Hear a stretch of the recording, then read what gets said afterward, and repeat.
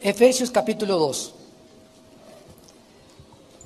El título de la conferencia que vamos a desarrollar en esta mañana se llama El pecado es peor que Satanás. El pecado es peor que Satanás. Dice Efesios capítulo 2, versículos del 1 al 3, y Él os dio vida a vosotros cuando estabais muertos en vuestros delitos y pecados, en los cuales anduvisteis en otro tiempo, siguiendo, este pasaje es muy profundo, siguiendo la corriente del mundo, conforme al príncipe, noten cómo se le llama a Satanás, el príncipe de la potestad del aire. El espíritu, porque él es un espíritu, que ahora opera en los hijos de desobediencia, entre los cuales también nosotros vivimos en otro tiempo, en los deseos de nuestra carne, haciendo la voluntad de la carne y de los pensamientos, y éramos por naturaleza hijos de ira, lo mismo que los demás. Los dos grandes enemigos del alma humana son el pecado y Satanás. Sin embargo, el pecado es el peor de todos. Es el más grande enemigo y lo traemos dentro. ¿Por qué? Porque la única manera en que Satanás se puede acercar a ti para hacerte daño o para lastimarnos es a través del pecado.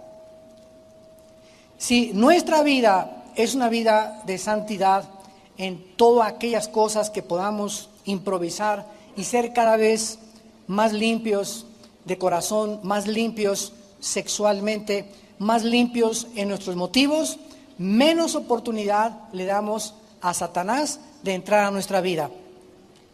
Aun cuando Satanás puede causarnos daños mentales, porque el ataque es aquí. El campo de batalla es la mente humana. Y si Satanás va a atacarme o atacarte a ti, nos va a atacar a través de pensamientos. Y su estrategia es atormentarnos.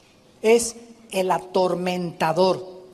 Todas las personas que se clasifican psicológicamente como enfermos mentales, paranoias, esquizofrenias, manías depresivas, maníaco depresivo, psicótico, etcétera, etcétera, son personas que en algún punto de su vida comenzaron a ser atormentadas con sentimientos o pensamientos de odio o de ganas de vengarse contra la sociedad o con los que se burlaron en ti en la escuela o con tu padre o con tu madre, esos crímenes que vemos ahorita en Estados Unidos, ¿verdad? Como los muchachos en el maratón de Boston que pusieron 2 bombas fabricadas en una olla express, los que mataron a más de 30 alumnos en una escuela primaria, etcétera, etcétera. Todos estos jóvenes estuvieron expuestos a videos de violencia,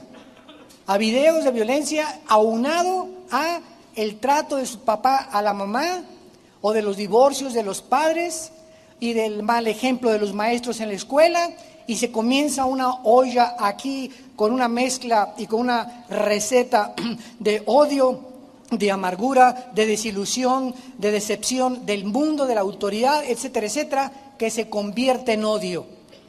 Y ahí es cuando Satanás, en el momento que comenzamos a odiar o a guardar rencor contra algo o contra alguien, le abrimos la puerta a los demonios. Noten ustedes que aquí en el pasaje que acabamos de leer, dice la Biblia que es cuando seguimos la corriente del mundo.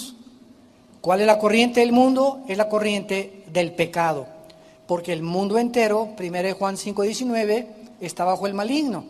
Entonces, antes de que fuéramos cristianos, vemos que la Biblia dice que hay una corriente que es de arriba hacia abajo. El mundo va y las personas cada vez más están más cerca de autodestruirse.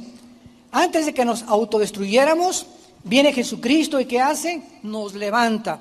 Y entonces el cristiano es la persona que comienza a viajar en contra de la corriente, donde van tus amigos, tus familiares, tus amistades, etcétera, etcétera. Vamos al revés de ellos. Y ellos, al darse cuenta que tú no haces lo que ellos hacen, que no piensas como ellos piensan, que las diversiones de ellos no son tus diversiones, nos persiguen y nos ultrajan. Porque el mundo quiere que tú hagas lo que ellos hacen. Si tus amigos fuman, la presión es tremenda de los amigos para que tú fumes. Y muchos comienzan con el cigarro precisamente para no sentirse aislados de la corriente del mundo. Si la moda es que las mujeres usen la falda hasta acá, la minifalda 5 pulgadas arriba de la rodilla, pues quieres tú parecerte a la moda del mundo sin recordar que fuimos llamados a vestirnos moralmente. Y que una mujer que se viste de esa manera, pues va a traer como 50 abejorros detrás de ella, ¿verdad? Vas a traer a un grupo de muchachos que te van a perseguir, no por lo que tú vales, sino por tu cuerpo. Porque los hombres, desgraciadamente, el 80% buscan la carne a 25 pesos el kilo de aguayón. Cuando pecamos, en el momento en que nosotros comenzamos a pecar, dice la Biblia que hay dos dimensiones: la dimensión de Satanás, que es las tinieblas, y la dimensión de la luz, que es la de Jesucristo. Entonces nosotros estábamos en esta dimensión. Yo me convierto hace 38 años y en ese momento Dios me saca de esta dimensión, me arranca las vendas que tenía en mis ojos de ver el mundo como yo lo veía, tipo Marx, tipo los nazis, tipo los fascistas, tipo el socialismo, tipo el comunismo, tipo la pornografía, etcétera, etcétera. Y Dios nos traslada a un mundo de luz, donde comenzamos a recibir luz. Y comenzamos a ver el mundo donde nos sacó Dios con ojos diferentes, con una perspectiva diferente. Y comienzo ya aquí en la luz a darme cuenta que de ahí en adelante mi responsabilidad es permanecer bajo la luz. Y la luz es la palabra de Dios y la vida cerca de Dios en oración. Mientras nos mantengamos en la palabra, guiados por la palabra, viviendo la palabra, alimentándonos, memorizándola, reflexionándola, estudiándola, leyéndola y memorizando la palabra, nos mantenemos en la luz. Y en el momento que viene Satanás para poder atacarme, él solo nos puede tentar. Se le llama el tentador, el peirasmos en el griego, pero las tentaciones no son pecado. Las tentaciones no son pecado. Pecado es caer en la tentación, que es muy diferente.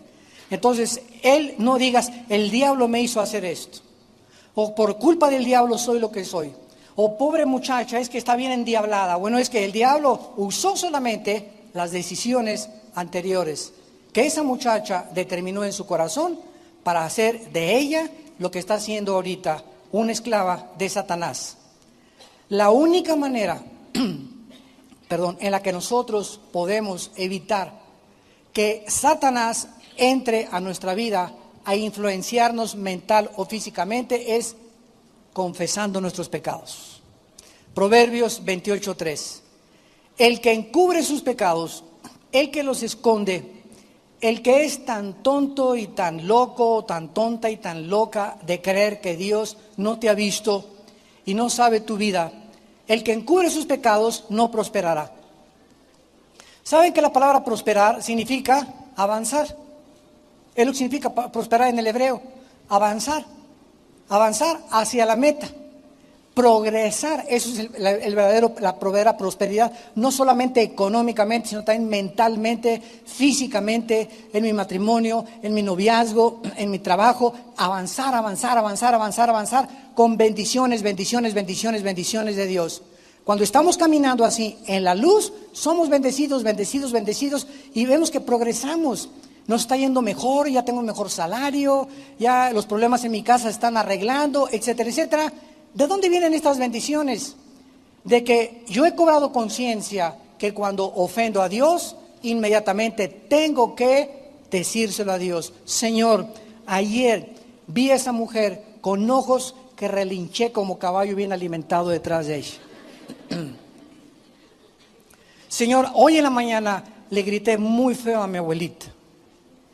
A mi esposa ayer no debía haberla tratado ni decirle lo que le debía haber dicho. A mi papá ayer me le puse al brinco y no debía haberle faltado el respeto. Pero cuando nosotros hacemos algo malo, como es lo que estoy mencionando, estos ejemplos, y no se los decimos a Dios, Padre, perdóname, se quedan guardados dentro de nuestra alma. Y sin que nos demos cuenta, comienzan a oscurecer nuestra manera de pensar y de razonar. Y cuando venimos a la Biblia, nos comienza a dar trabajo entenderla. Comienzo a tener ya no ganas de estudiar, ni de ganas de ser santo. Y si yo sigo avanzando en la vida con 2, 3, un mes, 2 meses, de algún pecado que hace 2 meses cometí, de fornicación o de pornografía que vi, y no se la he dicho a Dios, voy a comenzar a detener, a frenar mi vida y ya no voy a avanzar. Y es cuando comenzamos a vivir bajo el estrés, sin paz, intranquilos, ya no podemos dormir, ya nada nos cae bien, estamos irritables, no nos dan ganas de nada, creemos que todos son una bola de hipócritas y que todos hacen esto y que todos me ven, que todos me quieren perseguir, que todos me quieren hacer daño, que no hay nadie, que no, me comienzo a comparar con, pues no soy tan peor como esas personas y es cuando comenzamos a vivir lo que se llama bajo la maldición. O sea, cuando no avanzamos es maldición. ¿Qué es maldición? Mal, decir, hablar mal.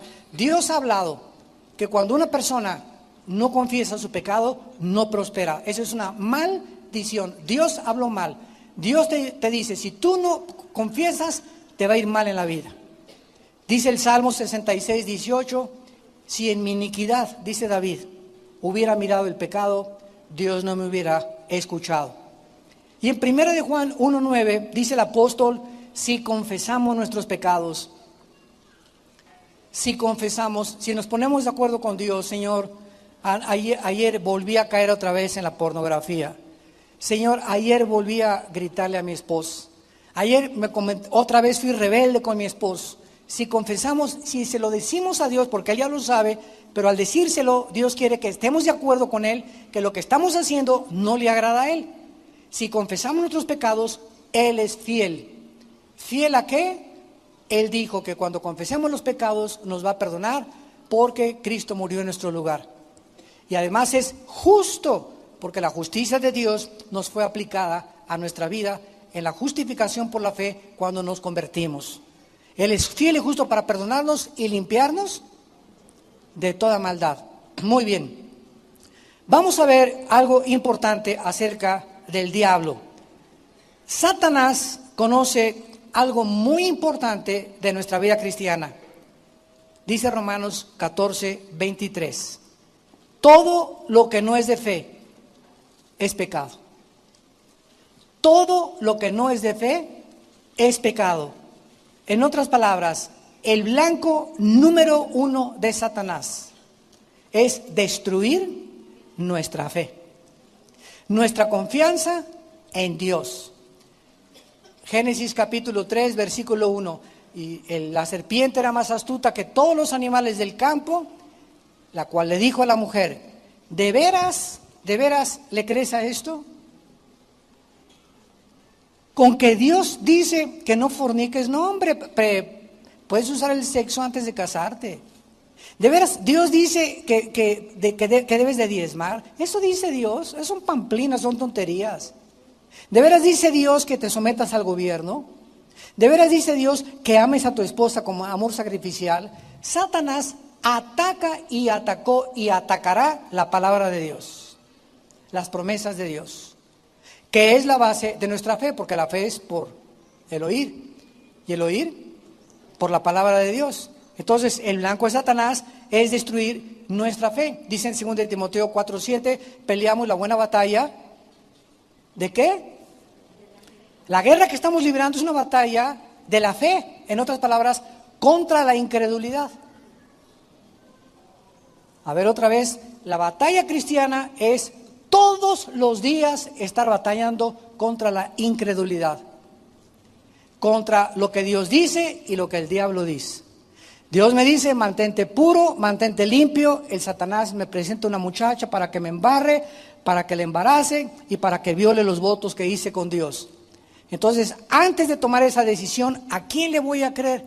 Dios me promete bendiciones y Satanás me promete placer inmediato. Dios me promete a largo plazo bendecirme, Satanás llega y me dice, yo te bendigo ahorita, experimenta ahorita el pecado, es rico, sabroso. Entonces, ¿a quién le voy a creer? Es una batalla de fe. ¿A quién le voy a creer? Si yo tengo fe que Dios es mucho mejor y me dice, espérate, tengo a lo mejor para ti en 1 mes o en 2 meses, no hago caso de la tentación.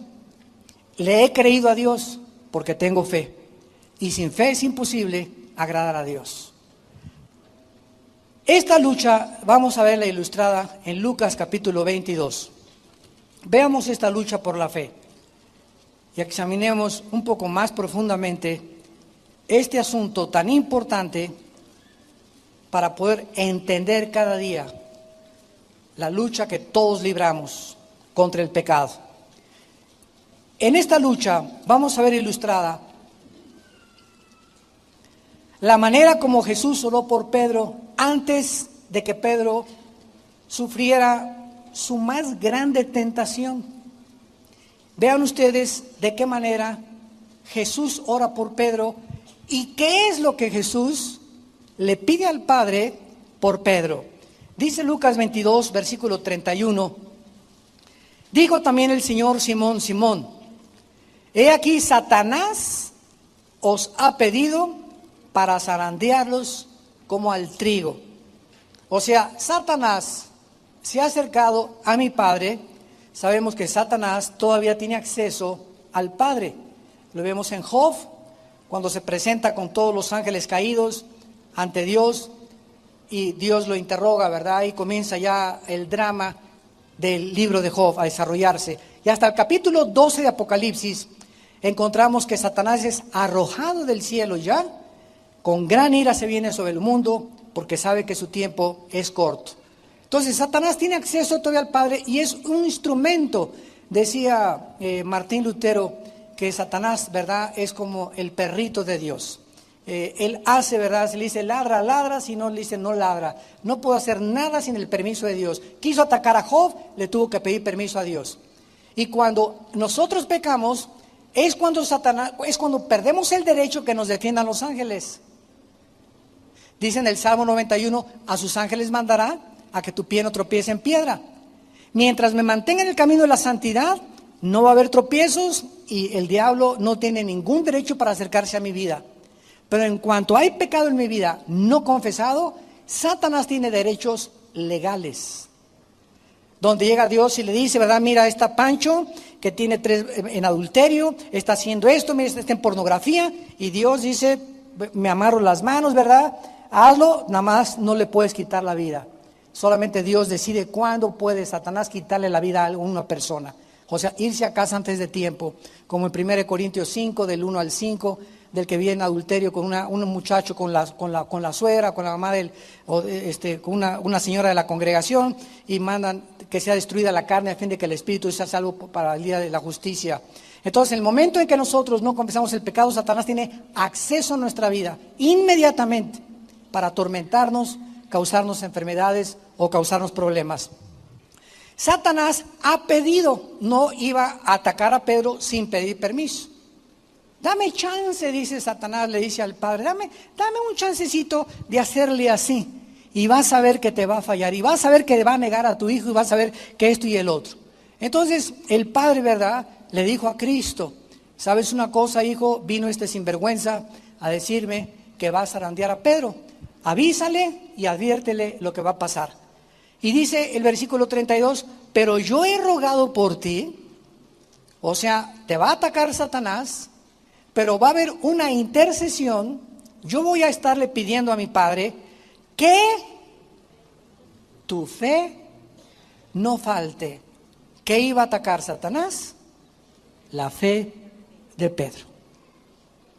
Es el objeto del blanco de sus ataques, nuestra fe.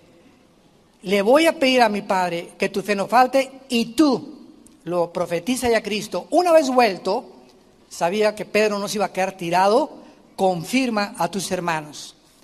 La estrategia de Satanás era hacer dudar a Pedro. Las dudas no son malas, malo es quedarte con las dudas. Así que si yo me encuentro algún día una persona que me diga, mire hermano, yo soy una persona que no tengo dudas, le digo, cálmate San Clodomiro. O ni San Crisóstomo, ¿verdad? Porque ningún santo, ni nadie, el más santo que ha habido, todos hasta que estemos ahí en la cama a los 90 años de edad, 95 años de edad, vamos toda la vida a tener dudas de algo o de alguien. Porque miramos todavía a través de un espejo y lo que sabemos no lo sabemos como lo deberíamos de saber. 1 Corintios 8:2. Entonces, teniendo este razonamiento, ¿qué significa, verdad? Jesús nos da la clave. He orado que tu fe no falte.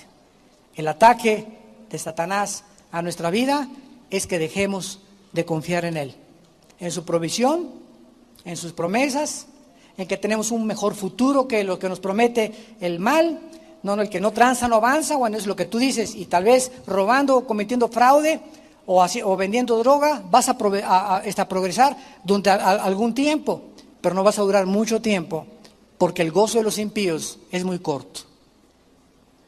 Sin embargo, dice Dios, si tú tienes paciencia y esperas, a la larga, sigue vendiendo tus taquitos, sigue vendiendo tus refacciones, sigue haciendo sillas como carpintero, sigue con tu bufete abogado, sigue como médico, mantén tu honradez en todo lo que hagas.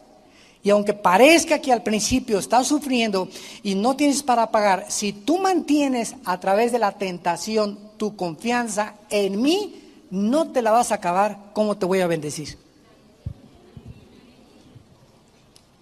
Porque dice uno de los salmos, mirad cuán grande es la bondad que Dios ha guardado, mirad cuán grande es la bondad que Dios ha guardado, la guarda Dios, y de repente te abre las ventanas del cielo y sin que te des cuenta, las bendiciones vienen sobreabundantemente. ¿Por qué? Porque has esperado en Él y tu impaciencia no te empujó, no te impelió para que tú cometieras el pecado. Ahora, esta significa, ¿verdad?, que este es el blanco de Satanás. Vean ustedes en primera de Tesalonicenses capítulo 3, que Pablo tuvo el mismo problema a las iglesias que él fundaba. Qué importante es esto. Era el mismo problema que a Pablo le preocupaba por todas las iglesias. Cuando dejó Tesalónica, Pablo estaba muy preocupado Pablo. Pero no que cayeran en el adulterio, que cayeran en las drogas, que cayeran en esto, porque todo es la consecuencia, todas las ramificaciones de la falta de fe es precisamente el pecado. Es el momento en que dejamos de confiar en Dios que todos los demás pecados se desembocan. Entonces Pablo nos muestra aquí en esta carta, 1 Tesalonicenses 3, versículo 5, cuál era realmente el problema. Y entonces manda a Timoteo a esta nueva iglesia de Tesalónica para que investigue qué cosa. 1 Tesalonicenses 3, 5, por lo cual también yo, no pudiendo soportar más, Pablo estaba intranquilo, quería estar seguro de qué cosa, envié para informarme de vuestra fe. Si seguían confiando en Dios, si seguían haciendo la voluntad de Dios, no sea que hubiera tentado el tentador como tentó a Pedro. Entonces, si el diablo nos va a tentar, es haciéndonos dudar de lo que Dios nos ha prometido. Nos va a tratar de quitar que no confiemos en Dios. Que te va a ir mejor robando. Que vas a disfrutar mejor fornicando. Que te vas a salir mejor mintiendo. Que vas a guardar más dinero no dando tu diezmo y guardándolo en el banco o invirtiéndolo, ¿verdad?, en cosas terrenales. Entonces, siempre está lo que Él nos promete y lo que Dios nos promete. Y en medio es nosotros somos responsables qué camino vamos a decidir, la bendición o la maldición, en todas las cosas de la vida. Ahora en 1 de Pedro capítulo 5, Pedro escribe a la iglesia de Asia Menor, haciéndoles una advertencia muy seria. Una vez algunos pastores Ahí en Colombia me hicieron esta pregunta: ¿usted cree que los cristianos puedan tener demonios? Y pues se hizo un silencio porque eran muchísimos pastores en esa reunión de pastores, ¿no? En una ciudad de Colombia. Y yo les contesté, claro que sí. Y se para un pastor, ¿verdad? San Crisóstomo. Es que usted lo que está diciendo no puede ser posible porque el Espíritu Santo, ¿verdad? Donde mora el Espíritu Santo, bueno, sacó sus argumentos y qué bueno, o sea, siempre es la ignorancia de conocer un poco más profundamente las Escrituras lo que nos lleva a conclusiones equivocadas, pero cuidado con el orgullo nada más. Cuidado de creer que ya precisamente es eso, ¿verdad? Cuando no hemos escudriñado profundamente la Escritura. Yo le contesté a este pastor con mucho respeto, le dije, cuando el Satanás ataca a un cristiano, dígame entonces usted si nos ataca como Bambi. O si viene y solamente nos hace, mi chiquilín, mi chiquilín, mi chiquilín. ¿Cómo ataca Satanás a un cristiano? Y se quedó pensando como un minuto más o menos. Le digo, ¿cómo nos ataca? O sea, ¿nos hace bú en la noche? Bueno, usted contésteme. Y entonces le leí este pasaje en Primera de Pedro, capítulo 5, versículo del 8 al 9. Sean sobrios, esto es una advertencia muy seria, y velad, porque vuestro adversario el diablo, ¿a quién le está hablando? A los cristianos, como Bambi, como una ardillita. Compara a Pedro a Satanás como un león, pero un león rugiente. Y vean lo que dice Pedro, que anda buscando alrededor a quién hacerle caricias, heridas leves. Anda buscando a quién rasguñar. Eso dice. Le pregunté a este pastor, dígame usted qué significa devorar. Bueno, cuando un león se come, ¿verdad? Un antílope, un pedazo de carne, se lo traga entero. Entonces, ¿qué significa? Que el diablo anda buscando a quién tragarse, o sea, a quién controlar. Ahora, ese control, ¿cómo viene? A través de la mente. Y cuando Satanás o los demonios atacan a un cristiano, nosotros somos espíritu, tenemos un alma y tenemos un cuerpo. Somos espíritu, tenemos un alma, y el alma y el espíritu viven dentro de un envase que se llama el cuerpo humano, o la casa, o el tabernáculo de Dios. Ahora bien, cuando los demonios entran a un cristiano, no entran a la zona espiritual, porque le pertenecemos a Cristo. Un cristiano no puede ser poseído por demonios, puede ser invadido e influido, que es muy diferente. Pero vean ustedes la cantidad de cristianos bien lorenzos que están. ¿Por qué están así? ¿Por qué están afectados? Son cristianos, están afectados en sus facultades mentales, no piensan ya normal, pero son hijas de Dios. ¿Quién ha provocado todo eso? Quiero decirles algo, y para terminar esta reunión de pastores, les dije, porque se armó ahí una controversia tremenda, les dije, ¿sabe una cosa? Yo nunca me atrevería a sacarle demonios a una persona que no sea cristiana, porque regresarían 7 y se le volverían a meter. La liberación de demonios es el pan de los hijos. Entonces, ¿para qué voy a tratar de liberar a alguien, o los pastores, echar fuera demonios a una persona que no es cristiana? De nada serviría, porque se le volverían a meter. Ahora, esta liberación de demonios no es una panacea. Hermano, sáqueme el espíritu de retortijón, sáqueme el espíritu de pornografía, sáqueme el espíritu de rebelión. Como dijo un hermano otra vez, hermano, pídale a Dios que ya no sea yo carnal. Dice la Biblia, presenta tu cuerpo tú en sacrificio vivo. Eso Dios no lo va a hacer. El espíritu de rebelión que traes, el espíritu de pornografía, el espíritu de suciedad sexual que traes, el espíritu de robo que tú traes, no es solamente salte, no, somos responsables delante de Dios. Nosotros en Villanueva para el Mundo no liberamos a cualquier persona ya nada más porque lo diga, o sea, a menos que tenga un caso que si alguien se manifieste, lo sacamos, ¿verdad? Y después guiamos a esa persona a Cristo, porque si no recibe a Cristo se le meten 7 peor.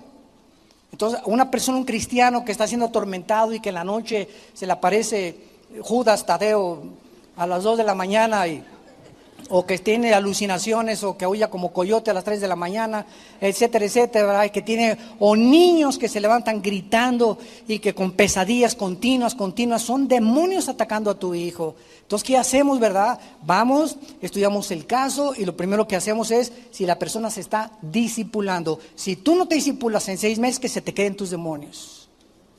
Entonces, cuando tú te discipules y tomas en serio a Dios, hacemos la liberación, porque no es una panacea la liberación de demonios. No se arregla todo, écheme los demonios y voy a ser santo. ¿Por qué se te metido en los demonios? Es igual que las ratas. Si yo tengo ratas en mi casa y tengo basura, ¿de qué me sirve sacar las ratas? Que es bien fácil sacar los demonios, y tengo la basura, van a regresar porque el problema no es las ratas, es la basura que tengo en la cocina de mi casa. Entonces la basura es el pecado. Cuando sacamos el pecado de nuestra vida, él ya no tiene acceso. Los demonios no tienen manera de agarrarse a nuestras vidas. Porque no es los demonios el problema, es el pecado que abrió la puerta para que el demonio se te metiera. Y quiero decirles que una persona que tiene demonios no es como el gadareno, que te pongas todo locochón así gritando. No. Hay demonios que se meten en una persona de las 5 a las 7 de la noche. Hay otros que entran de las 10 a las 12, de repente tu esposo llega a la casa y tiene cara, ¿verdad?, de Corleone. Y a las 5 le cambió la cara a tu esposo o a tu hijo. O hay otros demonios que actúan de las 8 a las 10 de la mañana, otros que actúan de las 10 a las 12 de la noche. Y durante todo el día la persona es normal, pero de repente hay un tiempo en su vida en la que cambia su personalidad. Y es cuando entran los demonios y se pueden salir. ¿Por qué? Porque hay basura. Entran y comen la basura y se salen, porque el alimento de Satanás es el polvo de la tierra, y del polvo fue hecha la carne. Y le dijo Dios en Génesis 3, comerás el polvo de la tierra. O sea, te alimentarás de la carne humana, de la naturaleza caída de los seres humanos. Porque aunque seamos cristianos, seguimos teniendo la naturaleza humana. Regresamos a Efesios, a nuestro pasaje, y dice a continuación que nosotros andábamos en otro tiempo. Ya no. Ojalá que muchos de ustedes no sea una realidad esto. En otro tiempo seguíamos una corriente, ya explicamos esto, la corriente del mundo, de las modas, de la inmoralidad, de la forma de divertirse, del arte, todo lo que tiene su origen en el mundo. Y vemos que el que va hasta delante de esta corriente se llama el príncipe, pero es interesante que dice que Satanás aquí lleva el título de la potestad del aire, o sea, que Satanás tiene el control de todos los medios de comunicación alrededor del planeta Tierra. El príncipe de la potestad de la atmósfera, aión en el griego, de la atmósfera hacia abajo opera Satanás. De la atmósfera hacia abajo, que es debajo del sol, lo que decía Salomón en Eclesiastés, vivimos debajo del sol, de la atmósfera hacia abajo. Ahora, si nosotros prendemos un radio, tengo un radio ahorita aquí, yo ahorita no oigo nada, pero en el mundo invisible hay ahorita aquí frecuencia M, frecuencia AM, radio corta, a banda larga, banda corta, pero el aparatito que tengo aquí, el radio, tiene una facultad tecnológica que cuando yo le cambio así en la estación, me agarra esta frecuencia, la charrita del cuadrante. Le doy más adelante y música de banda, más adelante música tranquila, música clásica, pero aquí están todas aquí están junto a nosotros, no las vemos. Pero ese radio sintoniza, ¿verdad? Y agarra esa frecuencia y te la transmite a los oídos. Y agarra nada más la frecuencia que él está tratando de controlar. Y también hay frecuencias de televisión, hay cable, hay de satélites de comunicación, hay de televisión, de Sky, de muchas cosas, y están todas en el aire. Y Satanás controla todas estas estaciones, películas, videos, todo lo que se hace y todas las ondas del sonido, dice 1 Juan 5:19, Satanás las controla. Y Efesios 2, versículo 2. Por eso es tan importante saber qué clase de música oímos, qué clase de programas oímos, qué clase de películas ves en la televisión y en el cine, porque Satanás está detrás ¿Para qué cosa? Hacernos dudar de Dios. ¿Cuál es el propósito de Hollywood? Ve las películas de Hollywood, atacan a los cristianos, atacan la Biblia, casi siempre el 80% salen fumando, y tú ves al artista, chúpale, chúpale, chúpale, chúpale, y tú acabas de dejar el cigarro y se te antoja, no, pues si él fuma, pues yo también puedo seguir fumando. Y sales del cine y te prendes un cigarro, y ya tenías un mes que lo habías dejado, pero fuiste influido por lo que viste en el cine. Y ves telenovela, y telenovela, y telenovela, y quieres hacer la enfermera que se enamoró del doctor, para que el doctor te saque del hospital y te cases con él. Y el novio que tiene no es digno de ti porque anda en bochito y el doctor anda en un Cadillac. Y como la telenovela te dice eso, ¿verdad? Te comienzas a meter eso y entonces ¿qué pasa?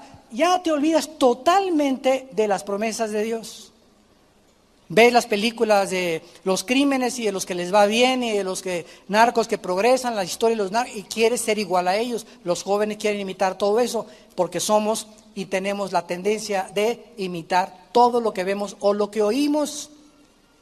¿Y qué es todo eso? Tentaciones para hacernos dudar de Dios.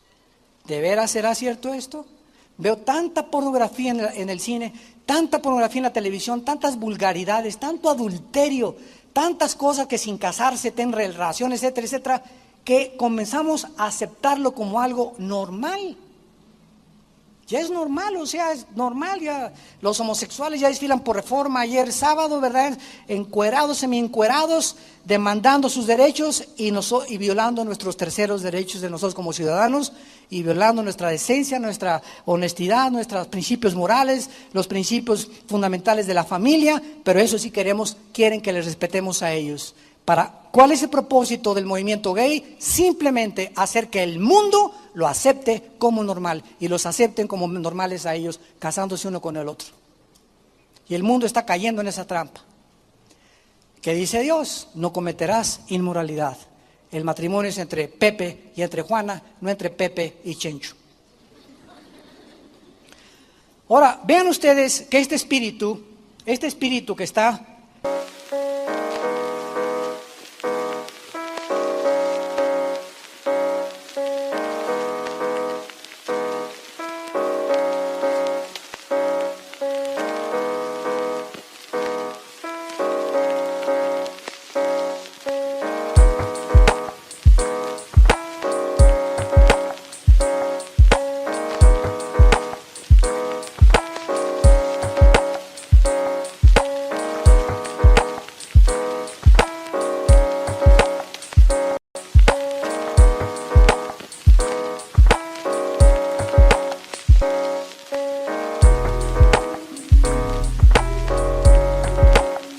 en el aire operando, que son los demonios, son como las aves del cielo muchas veces, y controlando todas estas cosas, ondas de televisión, ondas de radio. Dice la Biblia que opera. Apunten por favor arriba de la palabra opera, los que les interese, la palabra energeo, que es la palabra griega que se usó, opera en los hijos de desobediencia. De ahí viene la palabra energía. Estamos profundizando. Hay una energía satánica funcionando en el mundo invisible.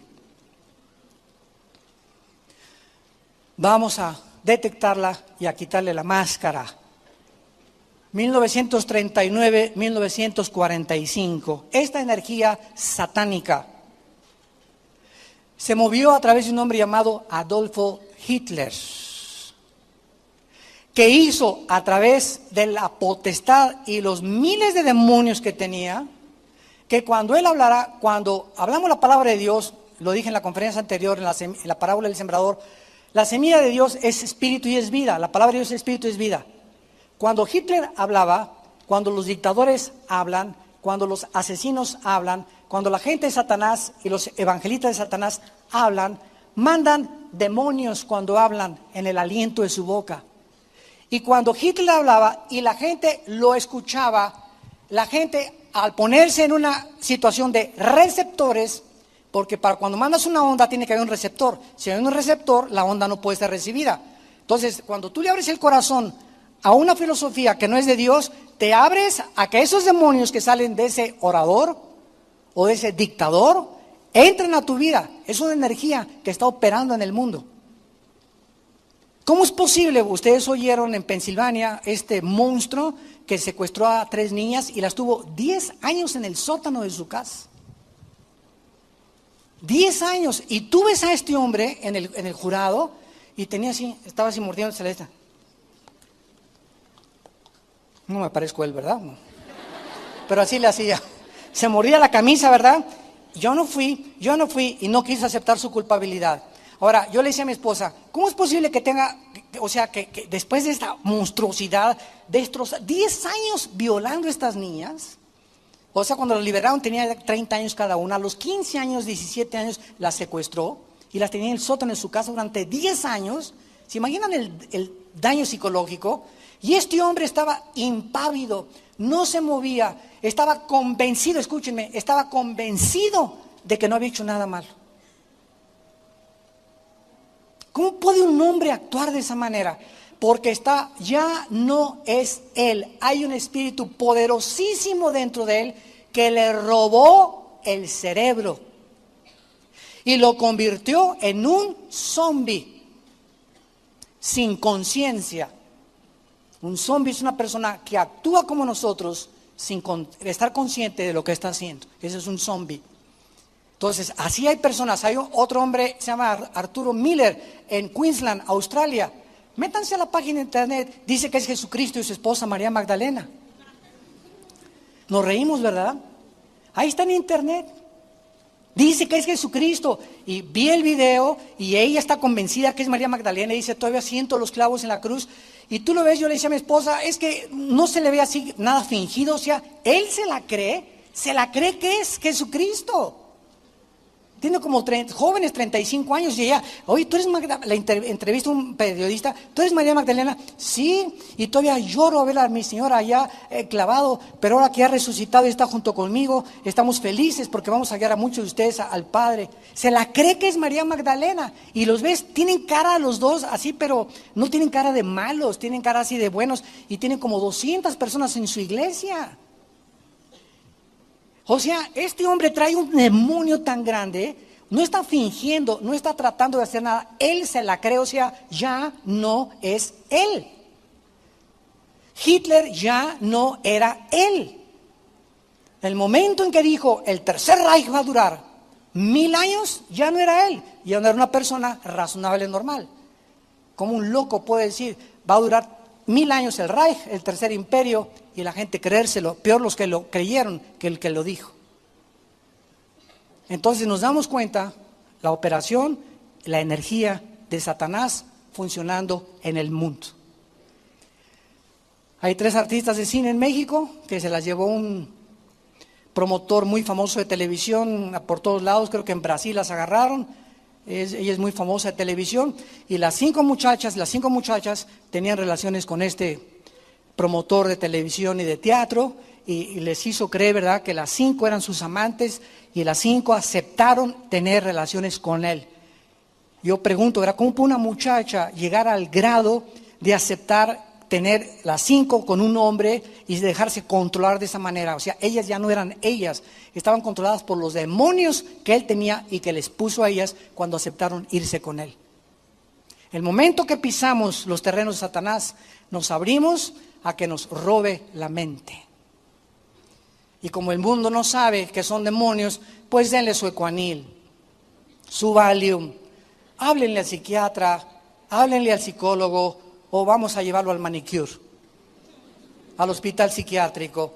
Y llegan al hospital psiquiátrico, ¿y qué hacen los médicos en el hospital psiquiátrico?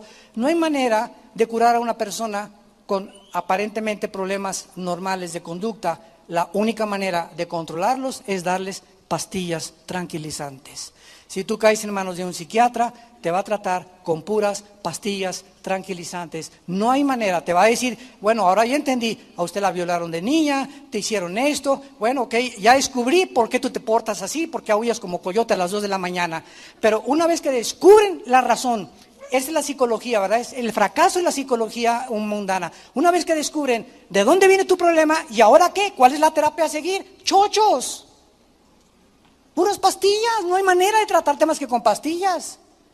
introducir químicos para que comiencen a tratar de normalizarte y aplacarte, y sin que te des cuenta caíste de Guatemala o a peor. Antes eras una persona normal, ahora eres drogadicto, porque las pastillas tranquilizantes crean adicción. Llega un momento en que no puedes más que depender de tu chocho de Cuanil, de Prozac o de Valium para poder tener una vida normal, o de un trago de alcohol, o vivir con alcohol o con las drogas. Es el mismo problema que existe en la vida cristiana en muchas personas que abandonan la palabra de Dios. Ahora, en 1 Timoteo 6:10, para terminar, dice el apóstol Pablo, y también haciéndonos una advertencia muy fuerte acerca de la importancia de estar contentos con lo que tenemos, de vivir agradecidos, de que nuestra impaciencia no nos impela, no nos empuje, no nos precipite a tomar decisiones de las cuales mañana, muchacha que me escuchas, muchacho que me escuchas, varones que me escuchan, decisiones que mañana nos tengamos que arrepentir. Dice 1 Timoteo capítulo 6, versículo 6, gran ganancia, ya vas de gane. Sí, la piedad es la vida cerca de Dios, la palabra griega eusebia. Gran ganancia vas a tener en la vida, en tu vida cerca de Dios, si estás acostumbrado o te acostumbras a vivir contento con lo que tienes, con contentamiento. Pablo en Filipenses 4 dijo, he aprendido, vean que requiere aprendizaje, he aprendido a vivir sin dinero. He tenido épocas en mi vida de crisis, he tenido épocas en mi vida, yo las tuve también. Yo tuve una época cuando vivíamos en Acapulco, ¿verdad?, que no comíamos más que los mangos que yo cortaba de la casa y lo que yo podía pescar. Tenía a Lana, Moisés y Andrea, mis primeros 3 niños, ¿verdad?, mi primer matrimonio, chiquitos.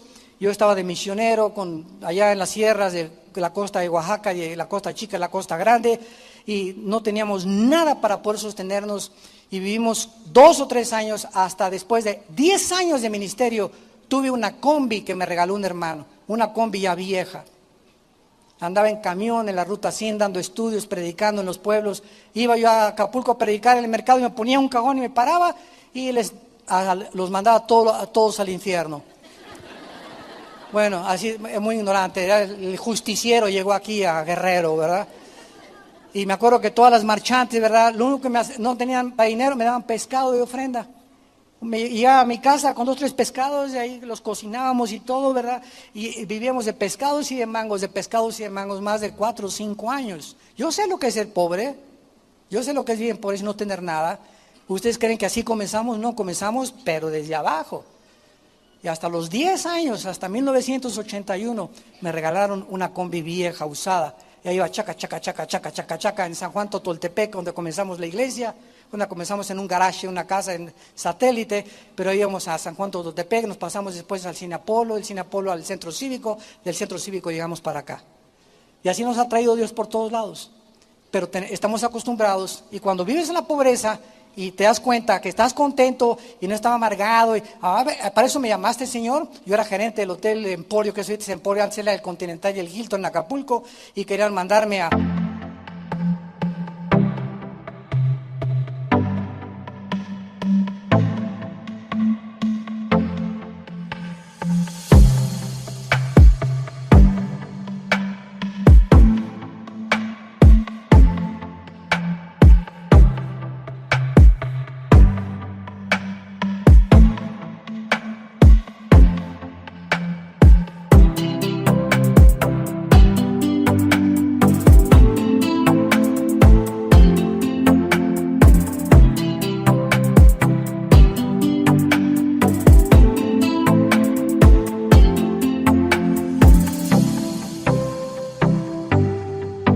a California a especializarme en hoteles y turismo y todas esas cosas. No, me quiero dedicar a predicar el evangelio. Me fui 3 años con los misioneros allá presbiterianos en las sierras, a vivir con leprosos y comer en el suelo, comer tacos, comer lo que sea. Llegaba a mi casa, enfermos mis hijos, con disentería, con salmonelosis, etcétera, etcétera. No se imaginan cómo comenzó nuestro ministerio, desde abajo.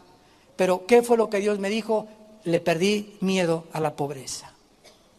Ya no tuve miedo. Y cuando Dios nos comienza a prosperar un poco más, nos damos cuenta que no debemos depender de eso tampoco. Tenemos que aprender a vivir contentos con o sin. Porque si solamente tienes ahorita contento porque tienes y después ya no tienes tu fortaleza en Cristo. Porque todo lo podemos en Cristo que nos fortalece. Entonces, eso es lo que Dios nos quiere enseñar. Gran ganancia es la piedad acompañada con lo que tienes. Porque teniendo sustento y abrigo, estemos contentos con eso. Llega ahorita me llevaron aquí a mi oficina un taco que venden aquí enfrente de chile relleno con frijoles. Qué manjar me acabo de comer.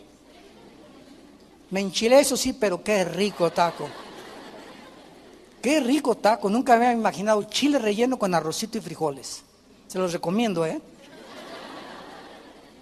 Delicioso. O sea, te puedes llegar a comer un taco así delicioso, tacos de canasta, o ir al mejor restaurante. No es el lugar, ni mucho menos, es la actitud de tu corazón con la que tú comes lo que estás comiendo. Dale gracias a Dios por los totopitos, por ese taco, por ese tibón, por esa manjar o esa langosta, pero no es eso, es estar contentos con eso, porque los que quieren enriquecerse caen en tentación y ahí está, en la trampa de Satanás. ¿Quiénes son los que quieren enriquecerse? Los que quieren hacer dinero a través de pronósticos deportivos, comprar billetes de lotería, siendo deshonestos en su trabajo, tratando de transar, porque el que no tranza no avanza, tratando de echar mentiras al gobierno, tratando de robarle a Dios. ¿Qué haces con todas esas actitudes? Estás tratando de ganar dinero fácil. El cristiano no compra pronósticos deportivos. Si alguien me lo regala, pues gloria a Dios. Si alguien me regala un billete de lotería, gloria a Dios. Pero yo no estoy buscando billetes de lotería para ganar la lotería. Y Señor, si me la saco, te doy 5 millones a la iglesia, Señor. ¿Sabes qué? Ni el diablo se la cree. Ya está muy trillado eso. Te prometo, Señor, que si me saco la lotería, voy a comprar esa Vida Nueva un lote para que hagan su iglesia. No te la cree ni Santa Claus. Entonces, con el sudor de nuestra frente, debemos ganar el pan de nuestra comida. Ganarás el pan con el sudor de tu frente. Es la ley de Dios. Y cualquiera que quiera hacerse rico, no trabajando, vas a caer en tentación y en lazo. Dios te va a prosperar a la larga tu puesto de tacos. McDonald's comenzó en un garage, con una pareja haciendo hamburguesas. Y después llegó mucha gente, hicieron 2, 3 tacos, 2, 3 garajes, después rentaron un local, después a los 5 locales fueron a hacer patente su franquicia, etcétera, etcétera. Comenzaron a vender McDonald's y Dios los prosperó. El de Walmart también, el Sam Walmart, que se acaba de morir en Texas. Me lo encontré hace 4 años. Yo llegué a Walmart con mi esposa en Dallas y veo un viejito, una camioneta y más o menos una pick-up, y con sus sombreros vaquero, con sus bocas como de 85 años, el viejito, ahí veía así caminando el viejito, y le digo a mi esposa, mira qué chistoso camina ese viejito. Y el que nos estaba ayudando a llevar la comida a la cajuela de nuestro carro, me dice, ¿saben quién es? ¿Quién es Sam Walmart? ¿Quién? El dueño de Walmart. Él es, así es. Y está contento el viejito. No tenía ganas de estar ahí presumiendo con Lamborghinis o con Ferraris, ¿verdad? Tenía sus buenos carros, pero era un hombre, ¿verdad?, que mantuvo Walmart y dando el 45% de lo que entraba a Walmart a la obra de Dios y a misioneros. Y Dios lo bendijo. El dueño de Chick-fil-A también en Estados Unidos es cristiano. Y también lo ha bendecido tremendamente Dios para dar, ¿verdad?, el 65% del dueño de Chick-fil-A, la compañía de los accionistas, a la obra de los misioneros de Dios. Y esta es la ley de la vida. Tenemos que entender algo. Si algo nos hace daño, está dentro de nosotros. No le eches la culpa a tu esposa, ni a tu esposo, ni a tu hijo, ni a tu hija, ni al pastor, ni al gobierno. Dentro de nosotros tenemos el enemigo. Y anda buscando hacernos daño. Pero si nosotros le creemos a Dios y le amamos con todo nuestro corazón, Él nos prosperará. Te damos gracias por tu palabra, Señor. Te damos gracias, Señor, por mostrarnos la senda de la vida y revelarnos los misterios de tu reino.